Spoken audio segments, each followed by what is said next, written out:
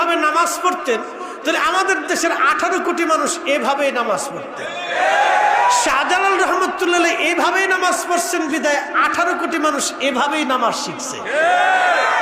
এখন যারা ভুল ধরতে আইছ, হয় শাহজালাল ঠিক নয় তোমরা ঠিক। আর যদি কেউ না শাহজালাল বেঠিক ছিল তাহলে উনি যায় নামাজ বিছে নদী পার হইছে, তোমরা ওই পদ্মা নদীর পারে ওই তোমরা যত শায়েক টেক আছো সব আইসিয়ে ওই যায় নামাজ বিছাইয়া যত দোয়া কালাম আছে ফু পইরে ফু দাও, ফু দিয়ে তারপরে যায় নামাজে সইরে নদী পার হও।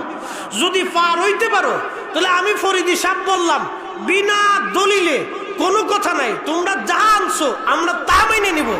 আর যদি না পার হইতে পারো তাহলে জুতা কিন্তু মাটিতে পড়তো না।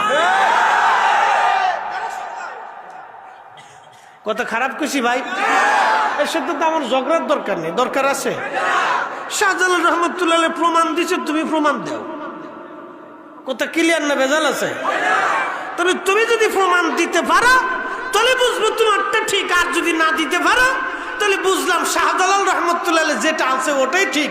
আর আমরা জীবন চলে যাবে শাহজালাল রহমতুল্লাহ যা আনছে তা আর আমরা ছাড়তাম না।